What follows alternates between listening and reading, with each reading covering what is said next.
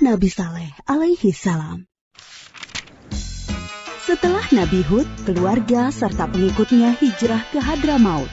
Mereka membentuk kehidupan baru di sana dalam suasana keimanan yang tinggi. Sebagian anak keturunan mereka bermigrasi ke utara, ke daerah Hijaz. Di sana mereka membuat pemukiman baru dan berkembang turun-temurun. Bangsa baru ini dikenal sebagai bangsa Tsamud atau kaum Tsamud. Secara silsilah keluarga, kaum Tsamud berkerabat dengan kaum Ad. Mereka berasal dari satu kakek buyut, yaitu Iram cucu Nabi Nuh. Maka tak heran jika kaum Tsamud mirip dengan kaum Ad. Mereka orang-orang yang diberi kecerdasan tinggi oleh Allah Subhanahu wa Ta'ala. Kaum Tsamud juga mewarisi budaya dan keahlian bangsa Ad dalam bidang arsitektur. Mereka membuat bangunan megah di tanah datar dan membuat gunung-gunung untuk dijadikan rumah. Kaum Tsamud sangat mahir dalam ilmu pahat. Mereka membuat relief-relief yang indah.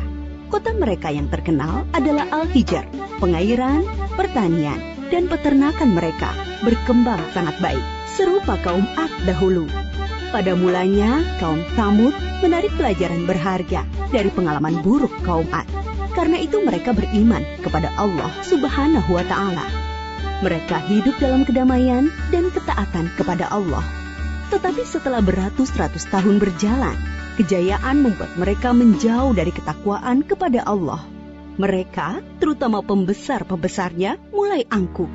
Penindasan kepada orang-orang miskin dan lemah di antara mereka. Kebohongan, kecurangan menjadi biasa bagi mereka. Kaum Tsamud juga mulai menyembah berhala dan diteruskan turun-temurun oleh anak cucu mereka. Mereka melupakan ajaran Allah dan menuruti bujukan setan. Allah tidak membiarkan manusia dalam kesesatan tanpa ada petunjuk. Karena itu, Allah memilih Saleh untuk menjadi utusan bagi kaum Tsamud. Saleh berasal dari keluarga terpandang di kalangan kaum Tsamud.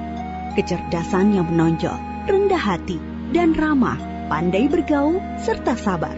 Bakat kepemimpinannya sudah tampak sejak muda. Saleh disukai oleh kaumnya. Mereka berharap Saleh akan menjadi pemimpin mereka. Setelah menerima petunjuk-petunjuk yang jelas dari Allah Subhanahu wa Ta'ala, Nabi Saleh alaihi salam memulai dakwahnya kepada kaumnya. Hai kaumku, sembahlah Allah. Dialah yang menciptakan kamu dan menjadikan kamu mampu memakmurkan bumi. Dan mohon ampunlah kepada Allah Subhanahu wa Ta'ala atas dosa-dosamu. Takutlah kamu kepada azab Allah. Tetapi kaumnya menjawab, Hai Saleh, kami sungguh kecewa kepadamu. Selama ini, kami mengharapkan kau akan jadi pemimpin kami.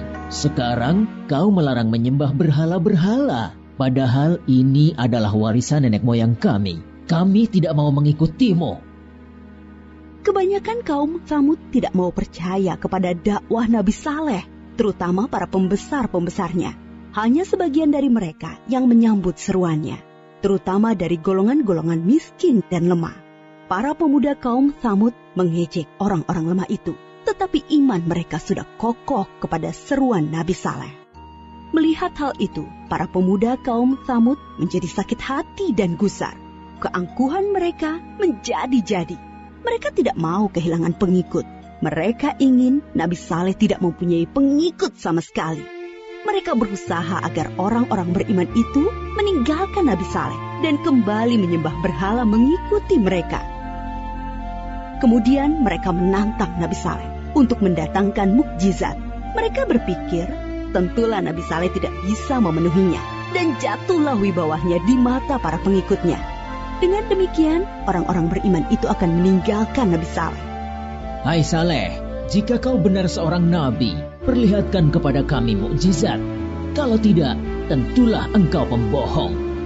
Nabi Saleh menjawab, Akan kutunjukkan kepadamu suatu mukjizat, tapi dengan syarat, kalian harus mengikutiku menyembah Allah. Mereka menuju Bukit Berbatu. Nabi Saleh memohon kepada Allah dengan penuh kesungguhan supaya diberi mukjizat. Dari dalam batu besar, keluarlah seekor unta yang sangat istimewa. Besar, gemuk, berbulu tebal, sangat bagus, dan hamil 10 bulan. Para pemuka kafir sangat terperanjat.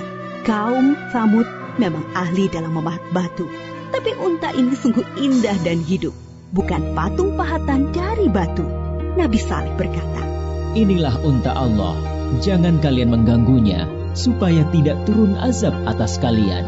Dia mempunyai giliran makan dan minum dengan kalian. Sehari biarkan dia minum dari sumber air. Sehari giliran kalian dan ternak kalian.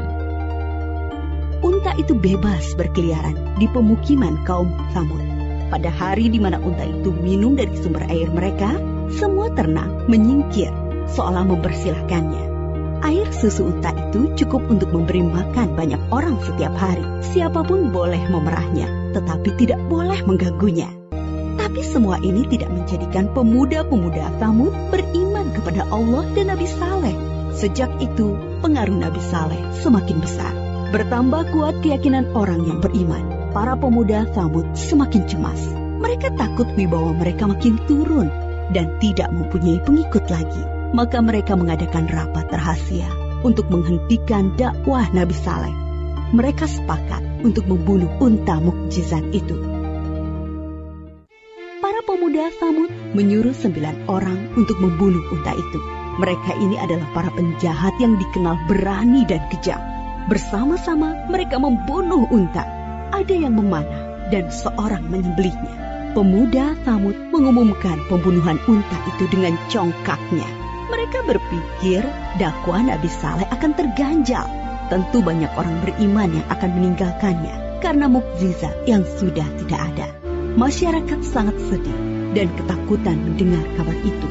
Mereka sedih karena tidak bisa lagi minum air susu unta ajaib itu. Kalau dan tidak, takut pasti kau pembohong besar. Datang menimpa Kalian mereka. diberi waktu Para 3 pemuda hari Tsamud untuk bersenang-senang di rumah dengan kalian. angkuh Setelah dan itu, penuh rasa azab kemenangan. dari Allah Hai Saleh, pasti akan kami datang. telah membunuh untamu. Datangkanlah penangguhan azab waktu. yang kau ancamkan kepada kami. Kalau tidak, pasti kau pembohong besar. Kalian diberi waktu 3 hari untuk bersenang-senang di rumah kalian. Setelah itu, azab dari Allah pasti akan datang. Dengan penangguhan waktu 3 hari, diharapkan banyak orang yang menyesali dan bertaubat kepada Allah, serta menjadi orang yang beriman. Tetapi orang-orang kafir itu tetap dalam keangkuhannya. Mereka tidak mau beriman. Mereka malah menunggu-nunggu apa yang akan terjadi setelah 3 hari. Diam-diam, mereka juga gelisah, takut kalau azab itu benar-benar datang. Akhirnya mereka merencanakan membunuh Nabi Saleh agar azab itu tidak jadi datang. Mereka mengutus kembali 9 orang yang telah membunuh unta untuk membunuh Nabi Saleh. Tetapi niat mereka digagalkan oleh Allah. Ke-9 orang itu mati ditimpa batu dari langit ketika menuju rumah Nabi Saleh. Nabi Saleh dan pengikutnya kemudian hijrah ke Palestina. Menjelang hari datangnya azab, Nabi Saleh sangat sedih meninggalkan Al-Hijr, membayangkan azab Allah akan menimpa kaum satu kampung halamannya. Aku telah menyampaikan kepada kalian ajaran Allah, tetapi kalian tidak menyukai kebenaran. Kemudian Nabi Saleh berangkat menuju Palestina bersama sekitar 110 pengikutnya. Mengenaskan. Setelah 3 hari berlalu, terdengar suara sangat keras menggelegar dari langit yang petir menyambar sampai saat ini bumi berguncang karena gempa dahsyat. Semua orang kafir itu mati mengenaskan. Bangunan yang mereka banggakan banyak yang ambruk. Binasalah kaum Tsamud yang durhaka.